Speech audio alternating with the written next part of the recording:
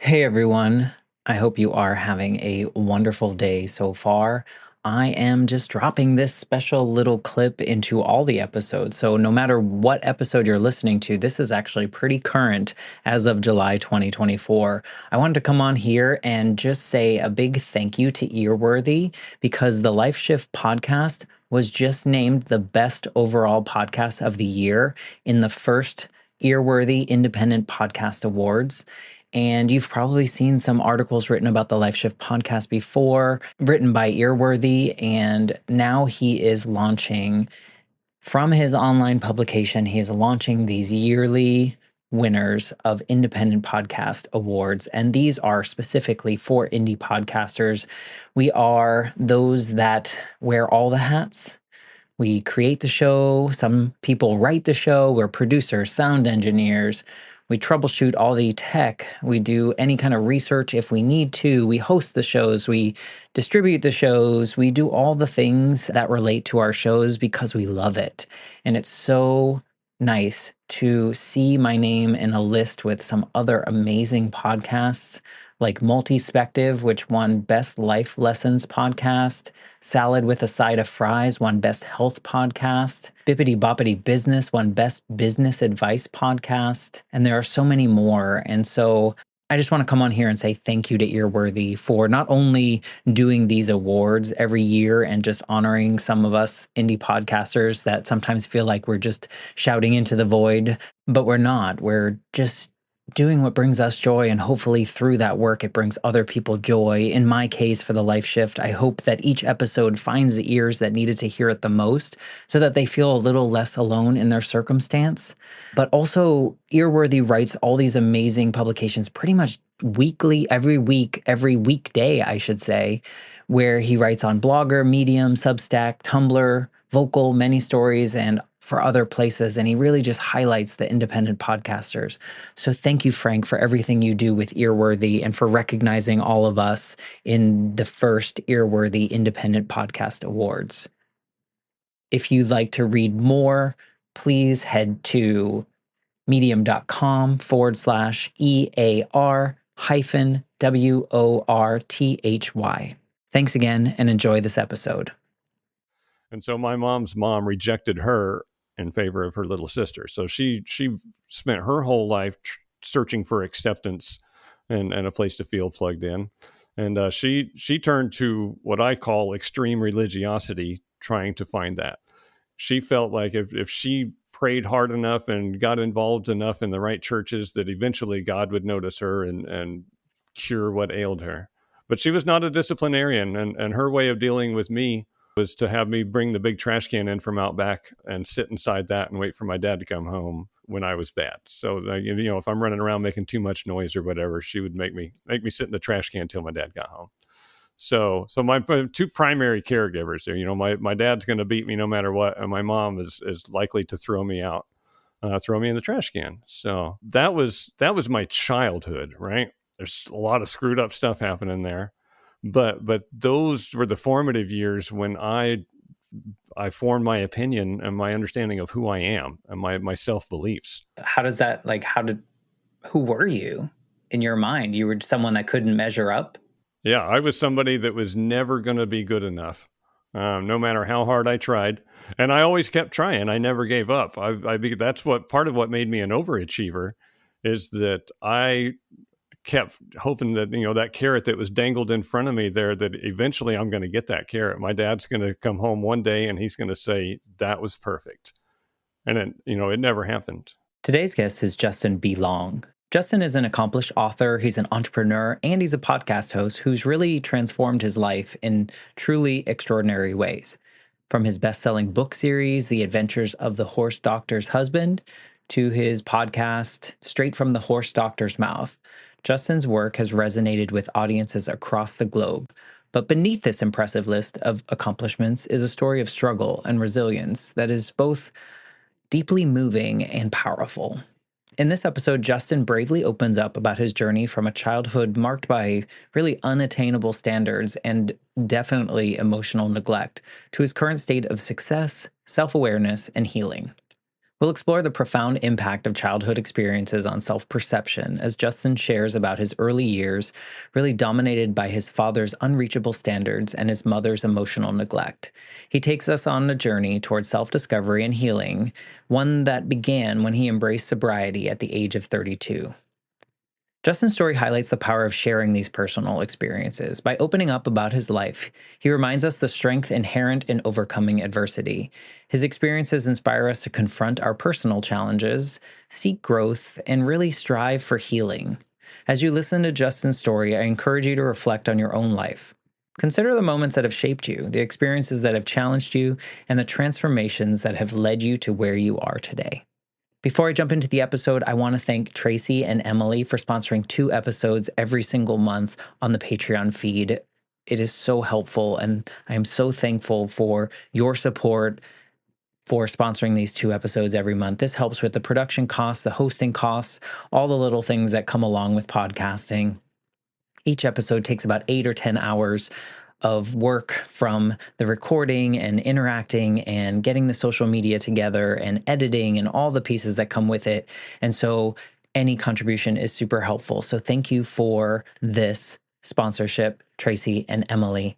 If you are interested in directly supporting the show, you can head to patreon.com/the Life Shift podcast, and you'll see all different tiers there. So without further ado, here is my conversation with Justin Long. I'm Matt Gilhooly, and this is The Life Shift, candid conversations about the pivotal moments that have changed lives forever.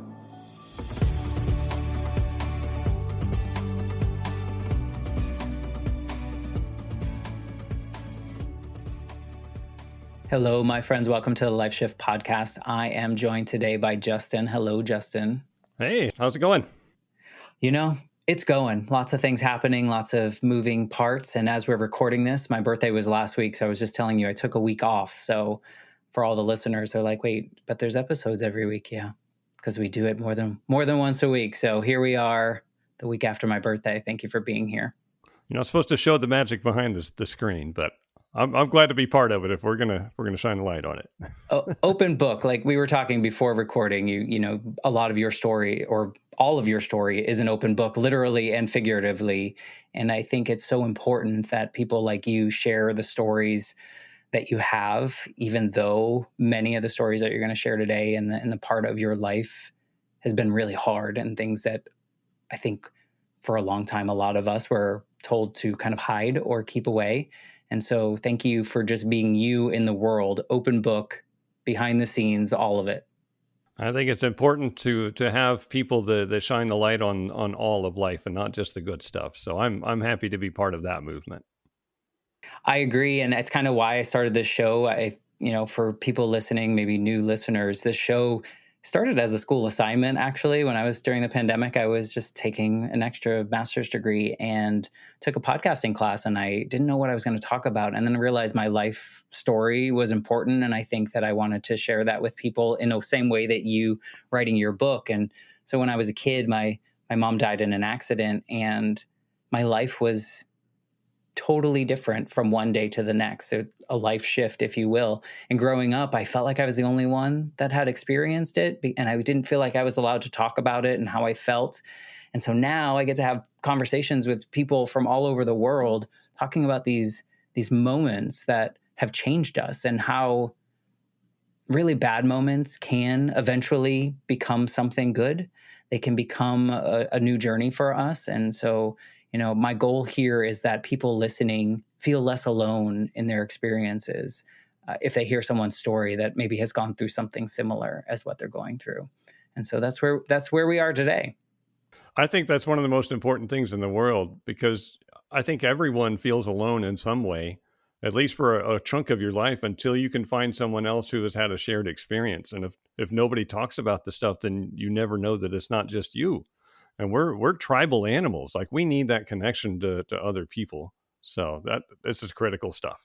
You're right. And I talk to a lot of people about this, like I guess, society's expectation or these checklists that we have. And so, like, as a guy, you're not allowed to do this. You're only allowed to feel this way, and you're only allowed to feel this particular emotion. And we kind of absorbed that or assumed that responsibility. And I love that, like, it feels like in 2024, more people are shedding that and kind of just being like, look, I'm a full human, and I live and I exist, and good and bad things happen. So We are 3D characters.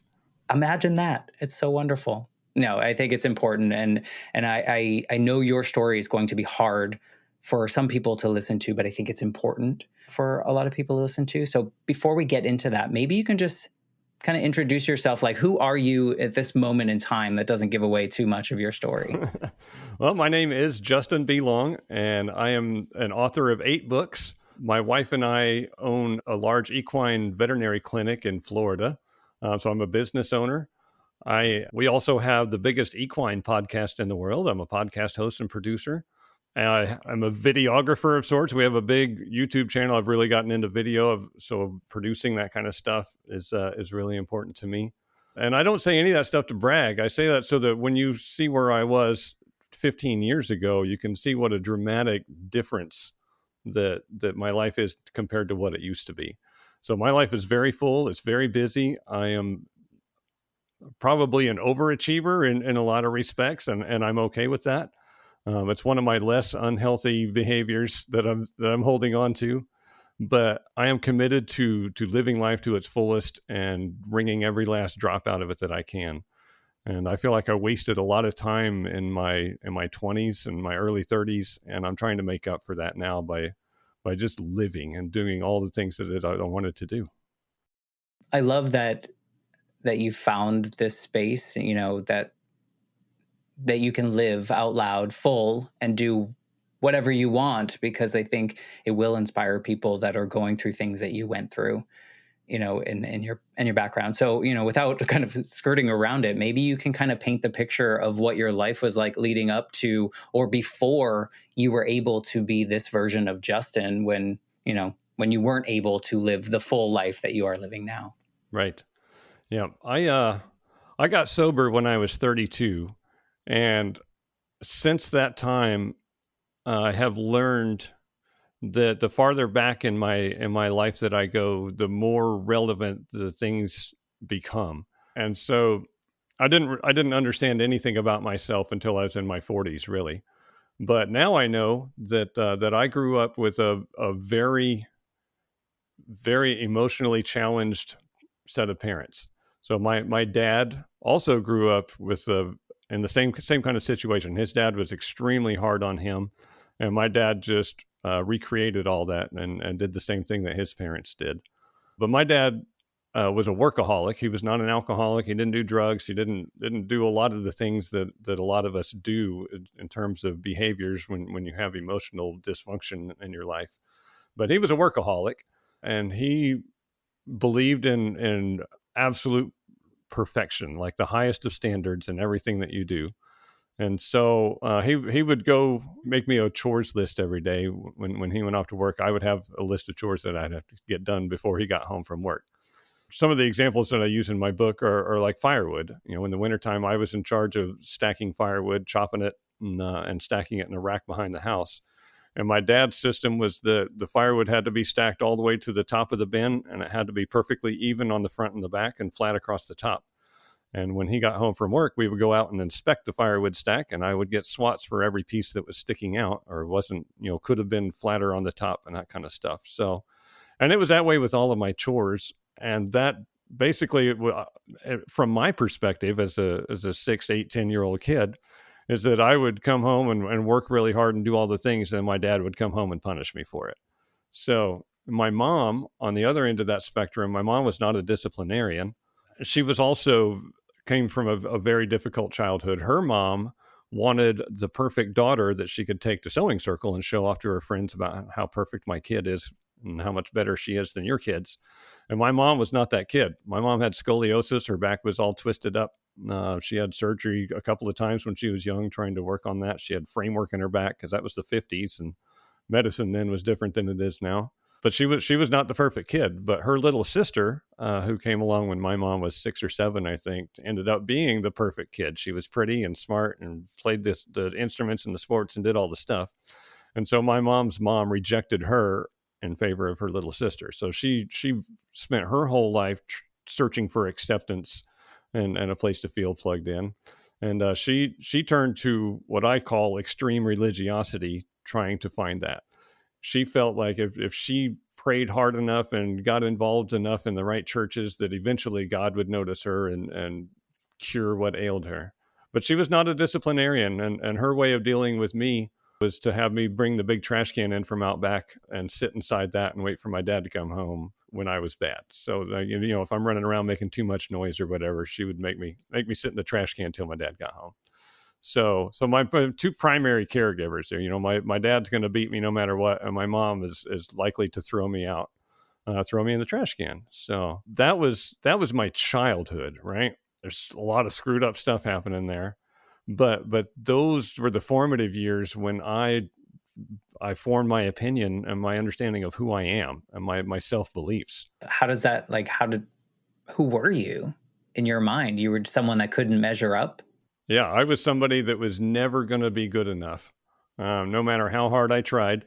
And I always kept trying. I never gave up. That's what part of what made me an overachiever, is that I kept hoping that, that carrot that was dangled in front of me there, that eventually I'm going to get that carrot. My dad's going to come home one day and he's going to say, that was perfect. And then, it never happened. Was your dad, like, knowing that he expected perfection of you, was he perfect? Did he exhibit perfection in the things that he did from your perspective? Yes. As far as I could tell, my dad was absolutely amazing at everything. My dad, I have such a different perspective on him now than I did then. But my dad was a do-it-yourselfer, like a super hardcore do-it-yourselfer, and he never paid anybody else to do anything for him. So he was his own mechanic and electrician and plumber and carpenter, and he would do all these projects. He was always working on the car, and there was always house projects going on. He built a second story onto our house when I was a kid, just me and him. Major That's projects. impressive. He did Yeah. all kinds of stuff, right? And so I believed, like most of my life, that he was not just a jack of all trades, but he was a master of all trades. He could do everything. And I didn't realize until I was in my 40s that he would spend weeks and weeks doing a project on the car that I take my truck to the shop and they do in 2 hours on a Tuesday afternoon. He spent 2 years doing, house projects, running a new water line in and making everything work and like all that kind of stuff. Like, he wasn't actually very good at it. I just didn't know that because, I didn't have anything to compare it to. Right. And you were busy chasing the carrot. Were there ever times that you remember where you met the goal or had an achievement in any case from your father? I there were times where he would like get right up close to that line of almost saying it, but I think he felt so compelled that he had to find a flaw. And I think part of that, deep in my heart, I think that it wasn't malicious. I think that he believed that, you're never going to be perfect, but you should always strive for perfection, right? So he wanted to be like, here's something that you missed that you could have done better. Always show me somewhere where I could have improved.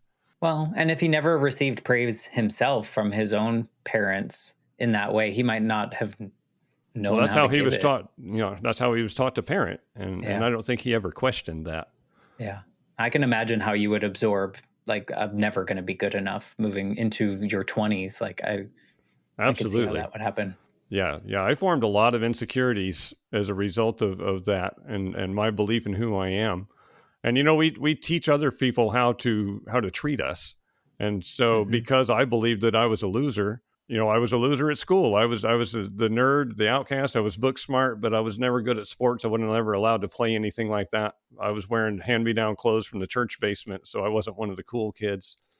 And so I got ostracized at school. That just reinforced my belief system about who I am and my lot in life.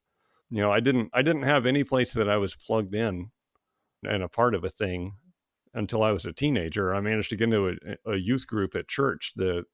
Nobody knew me from school there because it was a different town, and my parents didn't go to church there, so nobody knew them to know that, that I was part of a screwed up family. So like that was my one safe haven for a short, like 2 years maybe.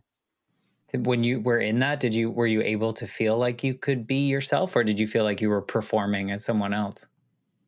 You know, I think by that time I was like 12 or 13 when I got into that, and I was learning how to put on masks and pretend like I'm somebody that I'm not. At the time, I thought I was reinventing myself, and there may have been an element of that in there, but I was horrified when my parents decided to switch churches and come to the one that I was going to, because I felt like that this is the end. Everybody's going to realize that I was a fraud, and that once they meet my parents, because my parents, they weren't just like emotionally disrupted people, like they were weird. So they were both big into historical reenactment stuff. They got into that when I was probably 10 or 11. So like Civil War reenactment, Yeah, they didn't do that. They did like Indians and mountain man rendezvous, where you go camp out in teepees and tents. So but they went interesting. super overboard with all of that. And so my mom was making all of the clothes, and my dad had this big bushy beard and hair down to his belt that he wore in Willie Nelson braids, and because he was the mountain man. And at some point in there, my mom decided that she was going to be a medicine woman. And so even though she's as white as the day is long, she appropriated somebody else's culture and started wearing the leather medicine bag around her neck and feathers and all this. And so it's a weird, right? Especially when you're a teenager and your status is all that you have. Like them walking into church was the end of the world for me. So I was so ashamed of my parents. And as long as I can remember, I was ashamed of my parents. But that phase really, really took it to an extreme. Yeah, well, and also like it's hard because you think, you're ashamed in that sense, but also like it sounds like you never really experienced love from them either. And so then there's like this, or the love was conditional in particular ways. And so it's like almost, how do you not become them when that's all you know, and you're fighting for this affection, so that like you're just always trying to do something that will please them, but also you're embarrassed of them, like Right. how do you not become them? I felt outside of my family, like all the way back as far as I can remember. And in a way I was not my dad's biological child. He adopted me when I was maybe a year old, somewhere in there. And I think that was another element that added into this. My mom and dad went to college together. They dated all through college. And then when they graduated, my mom ran off with another guy that they used to party with, and went to California and had me. And then that didn't work out, and so she called my dad back to come rescue her. And so I was a package deal reminder of that time that his girlfriend took off with some other dude for a couple of years. But when I was 6, my little sister was born on my birthday, which is not good when you're poor. But that was his first child, and I think at that point, once he had his own kid, like he didn't like that. A lot of things changed at that point. So I really got put on the outside of things then. And the following year, when my sister turned 1, I think, and I was 7, at Christmas time, I got a bundle of sticks for Christmas, and that's what I got, with a ribbon wrapped around it. And it for being bad, apparently. And I can imagine that at the time, like I really self-examined as much as I could, and I couldn't think of anything that I had done that was like really bad. But I can certainly see, with a new baby in the house, that I was feeling backburnered for attention, and probably acted out in a way that they found annoying and unacceptable. But yeah, I remember they made me sit by the Christmas tree with my bundle of sticks while they opened up presents for my little sister. And I kept thinking, that they're teaching me a lesson, and once I cry and promise to be a good boy, that they'll go in the closet and get the presents out, the real presents out. And that didn't happen. Like it didn't happen. So like I think that was the day that I really felt outside of the family, and I never got back in. But I remember in my 20s, and I don't know what the movie was, but I saw some Christmas movie, probably like a Hallmark thing, where it's like the neighborhood and it's snowing and it's Christmas time and the guy's walking down the cold sidewalk and he looks in the window and there's a family in there and they're all like happy and joyous and doing the Christmas thing, and he's outside in the cold. And I remember thinking like, that, oh my God, that's me. Like that is my life in a second right there. And but I didn't feel like I was part of my family. I didn't feel like I was part of anything. Like I felt outside of everything in the world. I think it's because I never learned how to connect with people and be on the inside. Like all through my adult life, I've still felt like I was on the outside. I have a really hard time being a part of because I spent so much time being apart from. And even when I stopped being apart from, like mentally, I was still apart from. I don't know how to have a positive emotional relationship with somebody because of my childhood. One last thing about your childhood is like you say you always felt like separate from or like up outside of that. Do you remember feeling like you wanted to be part of it, or did you feel like that was your space and you needed to stay in it? Because I think it gets really exhausting continuously trying to be a part of something in which possibly never will be a part of. Right. I think it was kind of both at the same time. Like, there was a part of me that resented them for not providing me the love and support that I felt like I needed.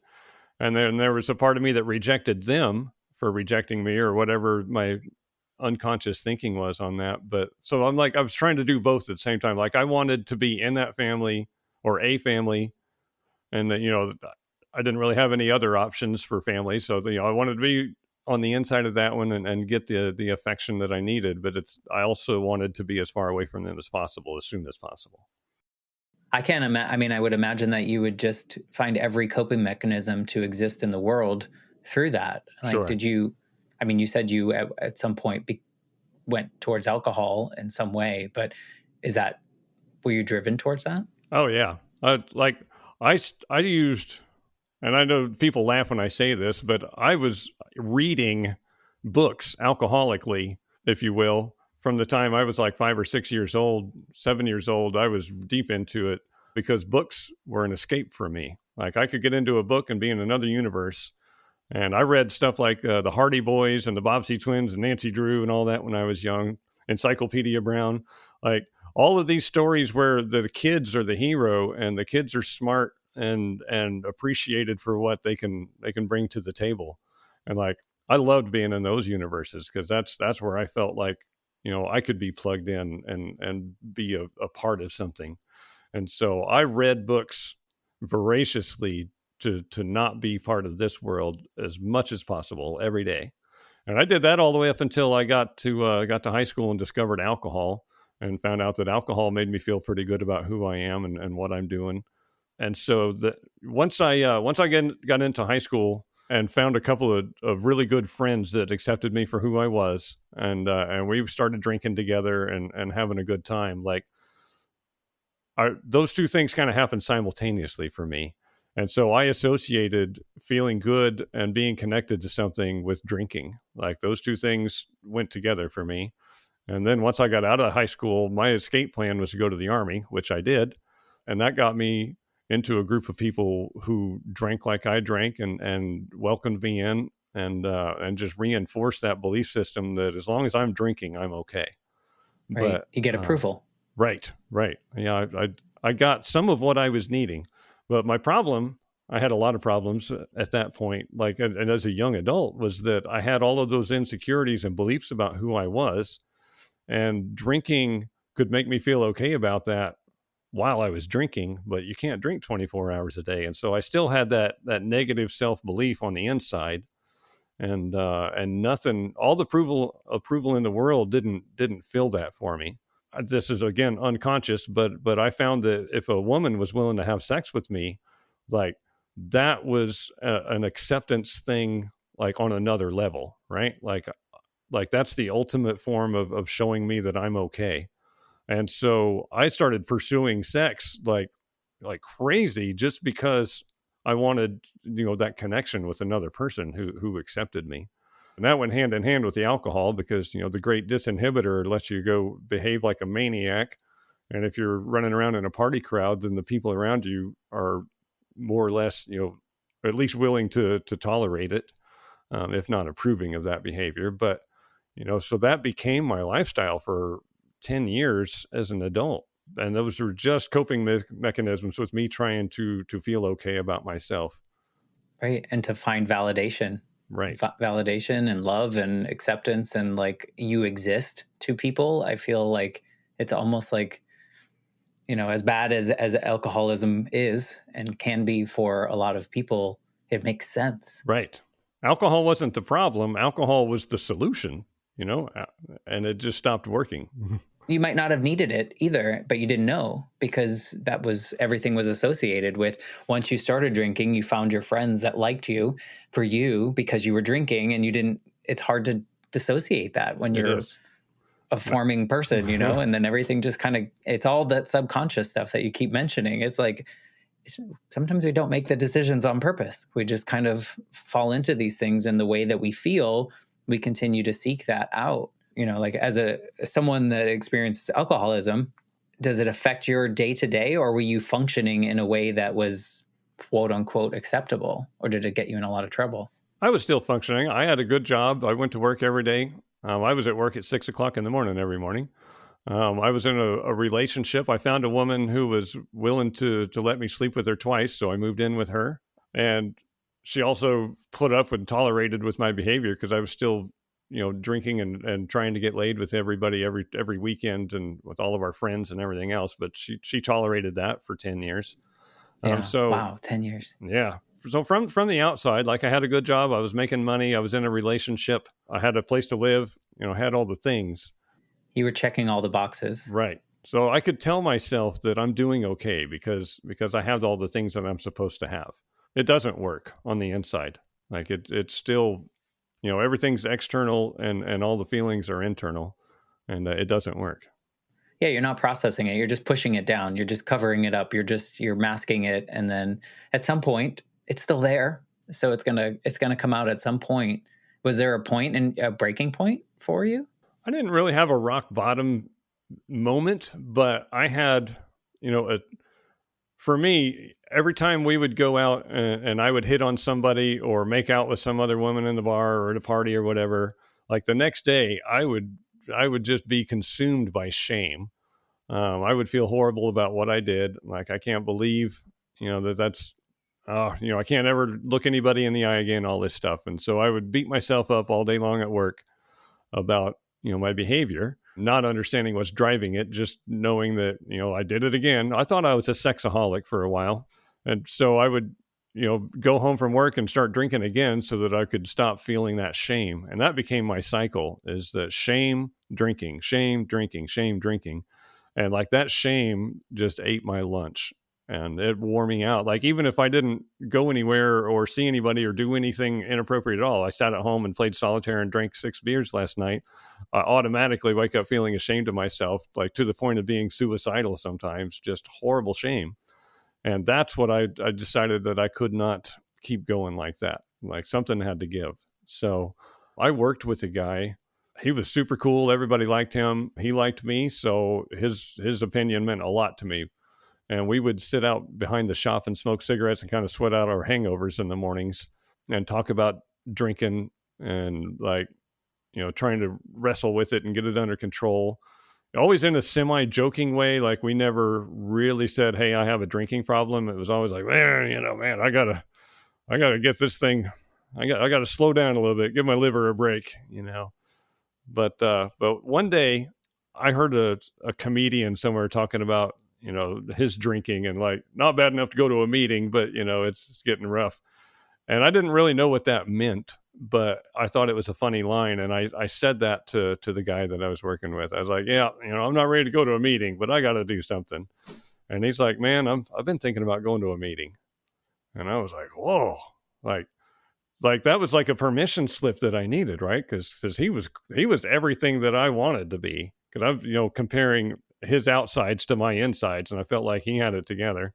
So like if it was okay for him to go to a meeting, then it was okay for me to go to a meeting. That's what got me into Alcoholics Anonymous, which was definitely a transition point for me. And I didn't go there to stop drinking, but I went there to try to figure out how to stop letting the shame monster eat me for lunch. Do you look at those talking moments with that guy as like the first opportunity that you really let some of those inside vulnerable moments out, in like maybe in a joking way, but like in a sense that like I'm going to test the waters because some of this is starting to leak out in a way that, you know, I need to share a little bit of the shame out loud. Do you look at that as like the first time in your life really that you were sharing your vulnerabilities? I think so. And it's like that was definitely sticking a toe in the water at most, because that we worked on a military base as civilians. We were a bunch of mechanics working out there as civilian contractors. But everybody that I worked with was all prior service, just like me. And that is the toxically masculine environment of all environments, right? Like everybody is like, you know, always looks tough and you know, we don't admit pain. Like you can never admit pain to anything. So to even acknowledge that maybe the drinking is out of control is really pushing the boundaries on what two dudes can say to one another, and like, which is so ridiculous, right? I look at it now, the conversations that I'm willing to have with somebody, like I just feel like that's so ludicrous that we're so uptight about anybody seeing a flaw in our armor. But I think so many people can relate to it. Oh yeah. But because nobody in my world ever talked about anything bad, I didn't know that they felt that stuff, you know, that I thought it was just me. Like we were talking about earlier, you're feeling alone. Like I felt like I was the only one who walked around feeling ashamed of myself and hating who I was. And that I wasn't. Like everybody has all kinds of doubts and fears and everything. And I thought that it was just me. And it's interesting that like a comedian or like a little joke that you decided to kind of say again out loud, you know, to make your conversation, maybe he'll laugh, but actually there's this little hint of truth in it, Mm-hmm. in which it kind of made that little crack for you. You know, maybe didn't change your life in big giant ways, but it got you to the meetings. It got you as part of this Alcoholics Anonymous. And, you know, I'm assuming that probably was a kickstart to something, Oh, that was a huge change for me. That was, because you saw people like alcohol. you. Right. Alcohol and cigarettes were my only two coping tools. But my very first AA meeting, there was a group of probably 20 people that sat around. They did what's called a first step meeting for me. It's for newcomers that walk in the door, that you do a first step. And that's basically everybody takes turns kind of telling their story and how they ended up there, and what they've gotten out of being there. And that was the first time in my life that I ever heard people talking about negative self feelings. And it was one after another, people talking about, you know, I hated who I was. I slogged through every day. It was, you know, just going through the motions of existing. You know, if I crashed into a tree and died on the way home, that probably would have been okay too. And like that blew me away. I had never heard people talk about that kind of stuff before. And I felt understood without even ever saying a word. And so that made me feel plugged in a way that I had never experienced. And I was 32 years old at that point. So definitely as an adult, I had never felt plugged into people who understood me like I did there. And that was enough to keep me coming back and be brave and try something different. And that, you know, taking alcohol out really, like that was hard in a way that, like, my only tool left for managing emotions was smoking. Like I can smoke a cigarette if I'm angry. I can smoke a cigarette if I'm excited. Like I I was what I learned in that whole process is that I'm never okay with how I feel right now, and I feel like I've got to do something to change the way I feel. And Distraction. and I didn't have the alcohol to help me with that anymore. And that was a crazy transition point for me, just in like budding self-awareness, because until that point I think I had spent my whole life being reactionary to everything in life, not really having direction, not having purpose, not having any self-awareness at all. Like I had just never ever occurred to me to consider how my behavior impacts the people around me.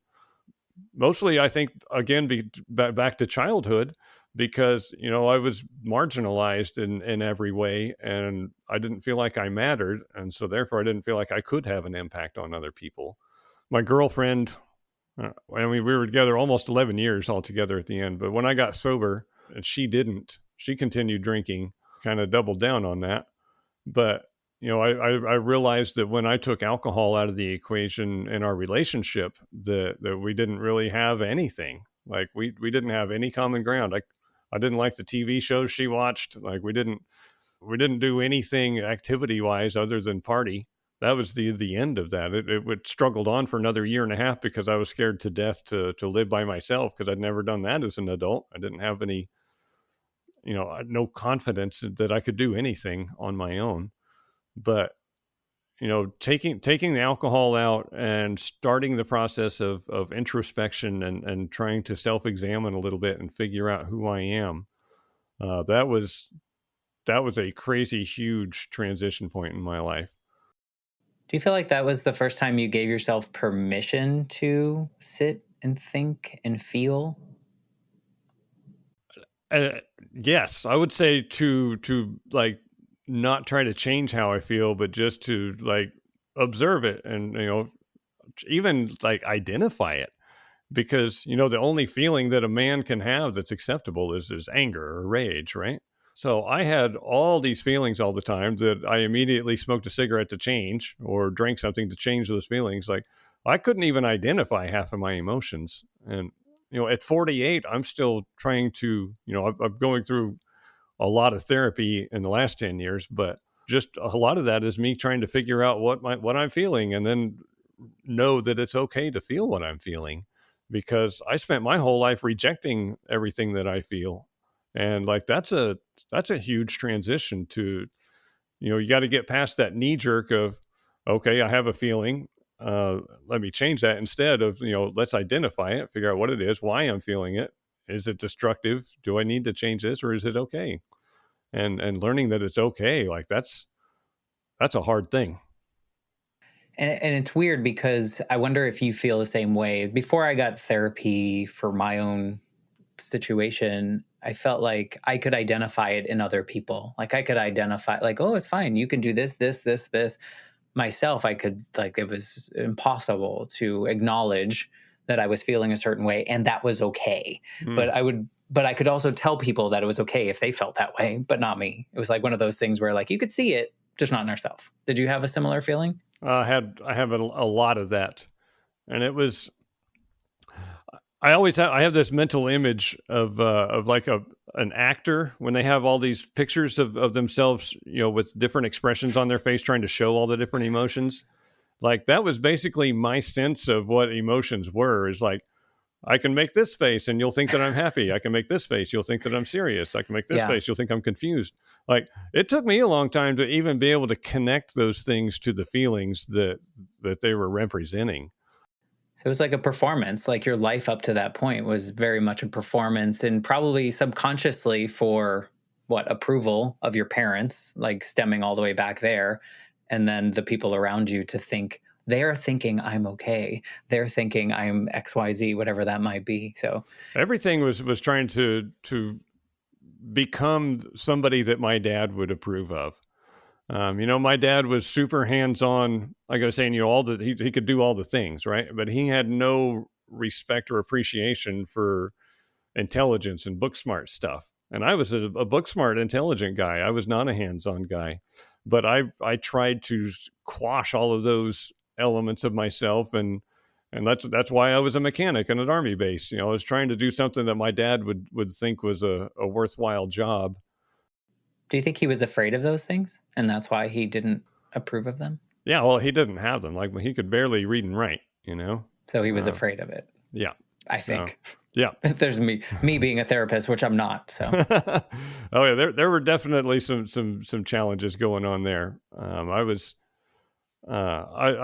into all of the opposite things that he was into in every way, and I think that people who are very narrow-minded, small-minded, can't tolerate people who are different than them, right? And I think that my dad fell into that category with me, is that I was different from him, and he couldn't tolerate that. or you And just didn't know how. I mean, I wonder if the tools provided by his parents and we get this generational trauma that's kind of like just keeps following through if we don't make the changes, which it sounds like you've broken some of I have, these but chains of trauma. I don't think until something happens, I think a lot of people just don't ever even think about that stuff, right? They're just living their life unconsciously. Like, I was living my life unconsciously until it got bad enough that I had to do something. In sobriety, I met a guy named Roland Mora, who was my mentor for 6 or 7 years after that changed everything about my life. But he he was an old gay one-eyed Apache Vietnam veteran yoga instructor. Oh, So is like that on his business card? it's such an incredible guy. He had like long black hair, a glass eye that looked off into the distance and like it was never pointed in the right direction. But he had so much presence and he sounded like George Takei when he talked. I could just I don't know. I love that guy. But he spent hours and hours and hours and hours with me trying to help me work my way through my belief system, not just about myself, but about everything in the world and examine why I believe what I believe and do I really believe that? And in that process, I learned that I had been living unconsciously. I just absorbed all this stuff from my parents and assumed that this is what I believe, and I never really thought about any of that stuff. I ended up rejecting the vast majority of the platform that my whole life was built on. Like I've changed my beliefs on just about everything. But I think until you get somebody in your life or a situation in your life that forces you to stop and think about that stuff, like you just on autopilot. Like you don't ever really think about that, right? I was just going to say, how did he break into that though? Because I understand like your AA meetings were probably helpful in that sense, but it's really hard to come to that awareness and then break all the things around you. Like how did he break through? One at a time. He took me through it. There's a workbook called A Gentle Path Through the 12 Steps by Patrick Carnes. And Patrick Carnes is I think he's an addiction psychologist. He has a lot of stuff in that realm. But that book, we spent a year going through that book and me writing. I have notebooks filled with my answers to all these questions. And it kind of forced me into self-examination. And then Roland and I would get together once a week, twice a week, and go over what I had done that week. And that kind of set the foundation. And I had a big breakthrough moment when I quit drinking. I had a lot of time to fill, and so I made friends with a guy at work who was into playing guitars, and I was kind of into guitars, and we started playing music after work every day, so I could not drink, right? Because I needed something to do. And we ended up having a band. That was the first creative thing that I got into that made me realize I really like being creative. But we played a gig over in Savannah one time, and then we went out to a steakhouse afterwards to celebrate because that was like a big milestone for our little music gig. And I'd never eaten in a steakhouse before. But on the rare occasion that we had steak when I was a kid, my dad always said, a good steak ought to be burned to a crisp. And so all of my adult life, I cooked a lot of steaks on the grill, and I always burned mine to a crisp because that's how you eat your steak. And of course, the steakhouse wasn't willing to do that, and my buddy basically put me in a headlock and made me try a medium rare steak, and it was amazing. Like it was absolutely amazing. I was like, my dad was wrong about steak, and that was the cracks going across the ice. Yeah. Like my dad was wrong about steak. What else was he wrong about? Isn't it amazing that something like that? Stunning. Yeah. Like he was wrong about everything. He was wrong about who I was and what my value was. But I needed to eat a bite of steak to start the process in my brain to examine what else I believed that might be wrong that I got from my parents. Is a moment like that positive or scary? Like, is it a positive thing at the moment, or is it like something that maybe the old version of you would have grabbed a drink to push down because, oh my God, everything that I knew is now wrong? It was scary, but it was positive enough. Let me say this. At that point, I had already had several successes in trying scary, unknown things, like getting sober. My life was better after I quit drinking. I couldn't deny that. I got single. My life was better after that. I started, doing scary things like being in a band and playing music in front of people, which I never ever did or would have even considered before. So I had enough successes like that under my belt to start leaning into change and being okay with the idea of changing my mind about things and doing things different, which is something that still gets reinforced to this day. Now I embrace change because I have had hundreds of positive experiences with my life. Just keeps getting better when I try to do something different. But you can't keep doing things the way you've always done them if you want your life to be different. And I tried that for a little while, but I learned early on that, change is good, and I need to be okay with being uncomfortable in that initial moment. Yeah, it's hard because you think back to the younger version of you who probably did some things differently and then got like a pile of sticks for Christmas or got put in a trash can. Like those could have been moments in which you were doing something a little different than what people were expecting. And you could have learned and you could have been better, but then you were always kind of like punished in a way. So I can see how scary that something like that might be. Yeah. I don't know. I think I have some sort of resilient streak in me that always kept me going. Well, and I think the example you gave about going, with your mentor, like breaking down little things and reflecting and understanding that okay, at some point in your life, you can now trust yourself. You can trust your decisions. You can trust that you're going to be okay moving forward. I would imagine that it makes everything a little bit more palatable. Well, that happened for me when I finally started going to trauma therapy. And that's been the biggest most gigantic life change for me. I went through EMDR, and we examined all those childhood experiences that I had. And for people that aren't familiar with EMDR, it is a form of trauma therapy where you can change the emotions that are tied to memories. So we went back into my childhood, and I would stand beside 8-year-old Justin at the firewood stack while Dad's standing there with the paddle in his pocket, getting ready to spank me for the firewood not being perfect. And I could look at that and with my adult perspective and know that, you know, I did a great job. Like the firewood stack was full, the house got heated, like we were never cold. Like I did my side. My dad was messed up. He didn't know how to properly motivate and support me, but that had nothing to do with me. Like I was fine. And we did that over and over with all these different childhood memories of situations like that, like being in the trash can. It wasn't because I didn't know how to keep my mouth shut. It was because my mom was a bad mom, right? Had nothing to do with me. She was 100% involved in that. I was 0% involved in that. I was just there. Is that lights and sounds? Is that how that You works? can do it with light. You can do it with sound. We did it with paddles, where you have a paddle in each hand and it vibrates back and forth from left to right.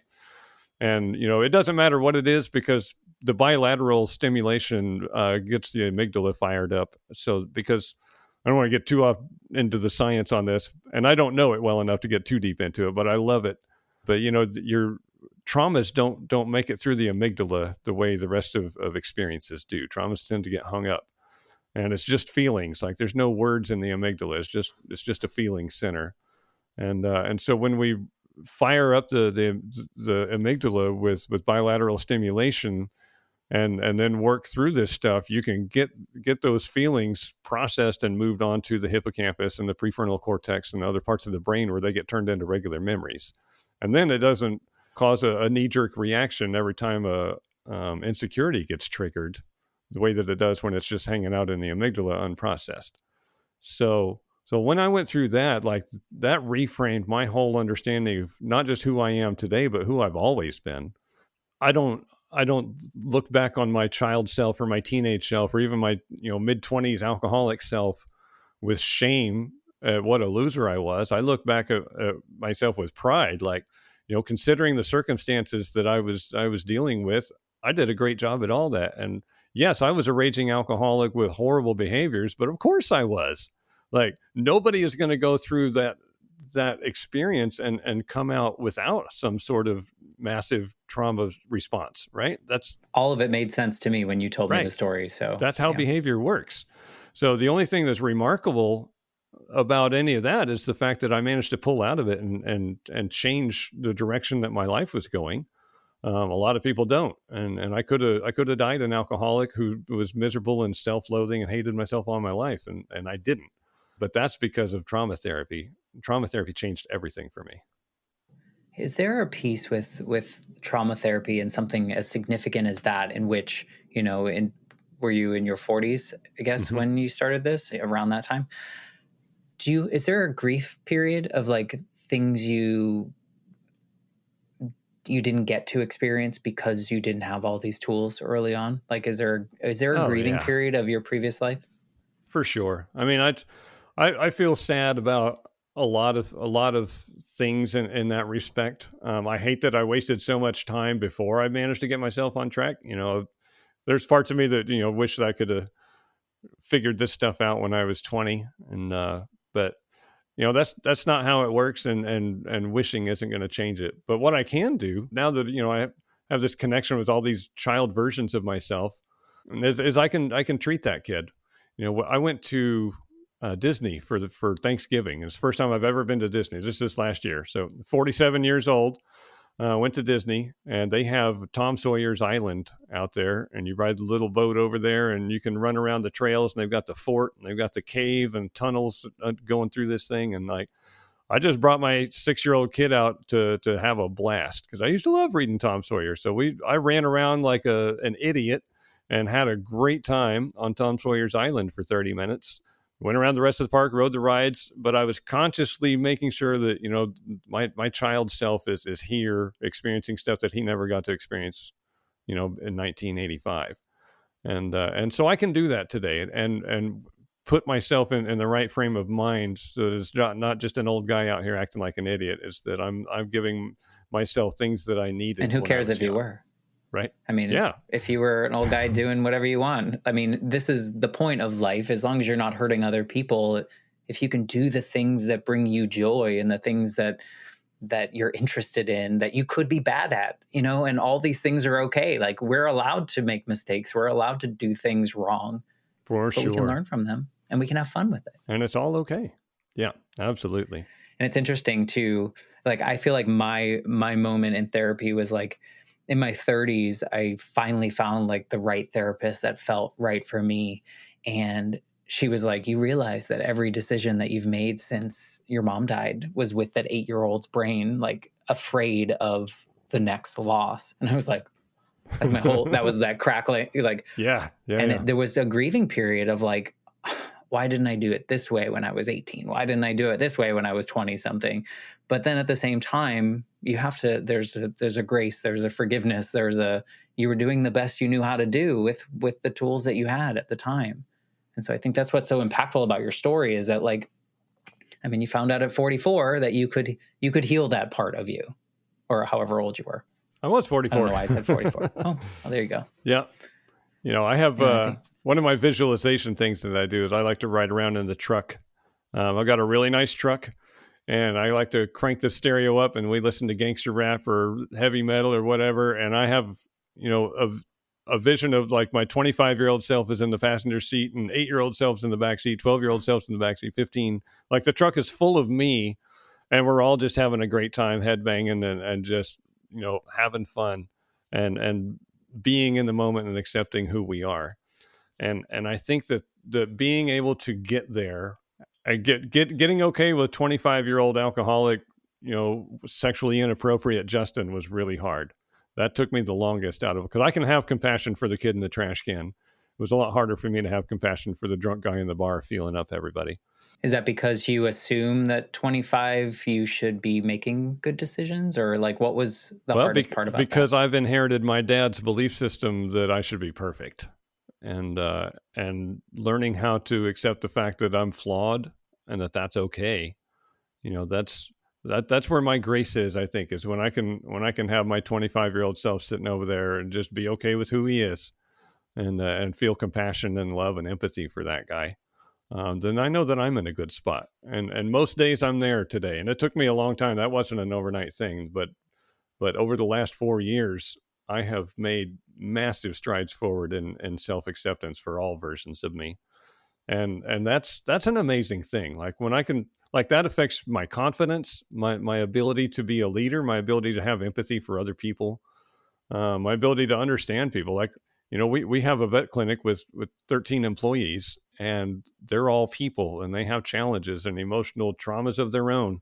And being able to recognize what's going on with them and know that, she's lashing out, but it's not about me. She's lashing out because she's got a lot of crap going on in her personal life. She doesn't know how to deal with it yet because she's 23.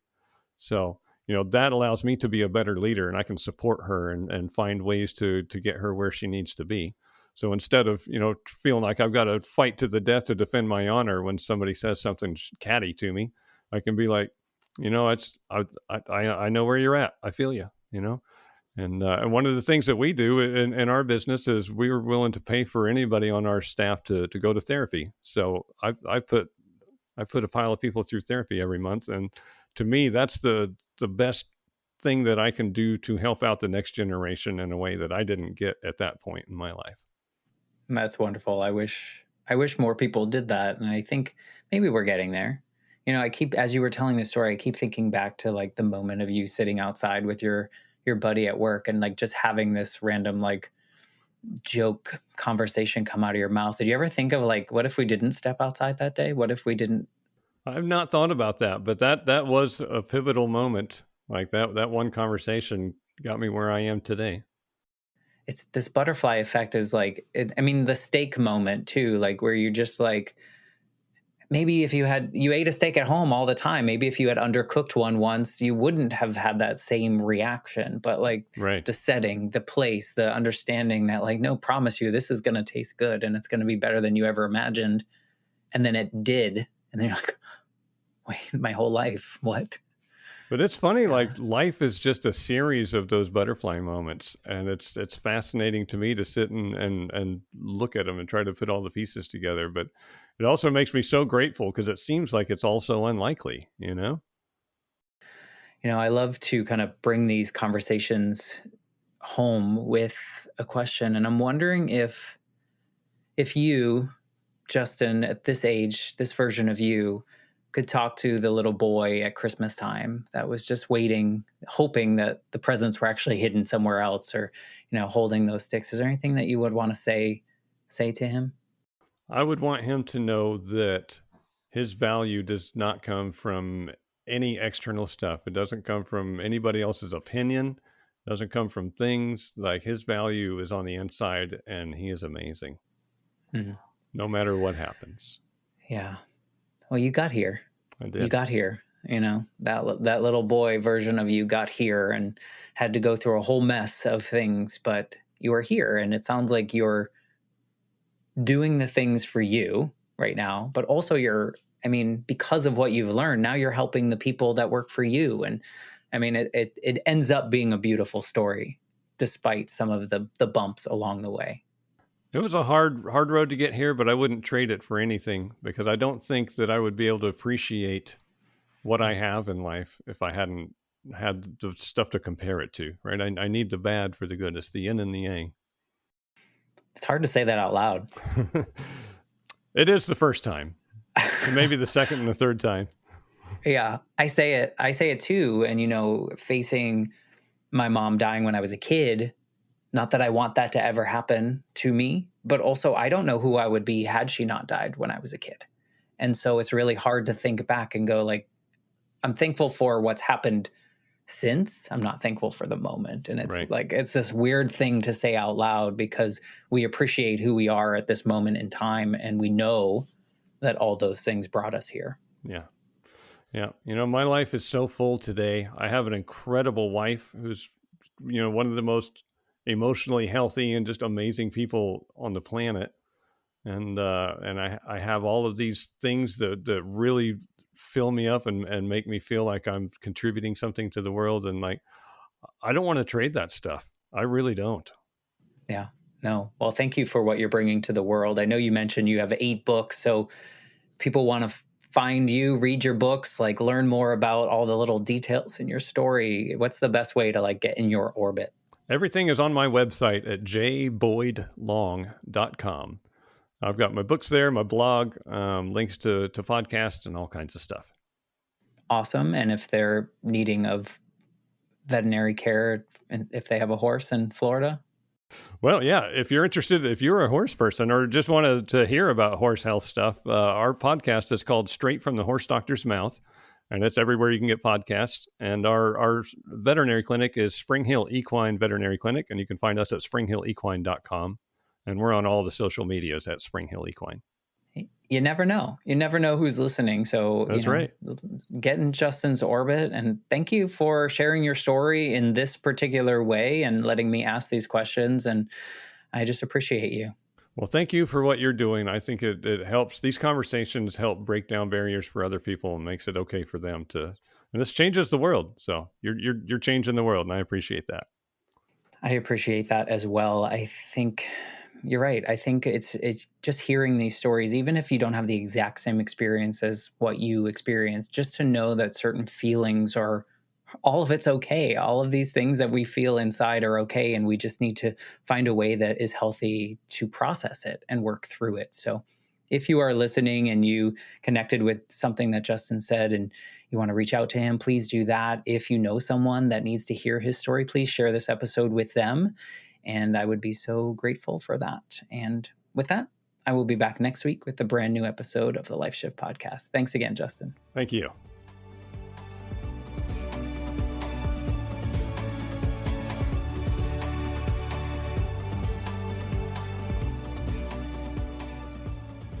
For more information, please visit www.thelifeshiftpodcast.com.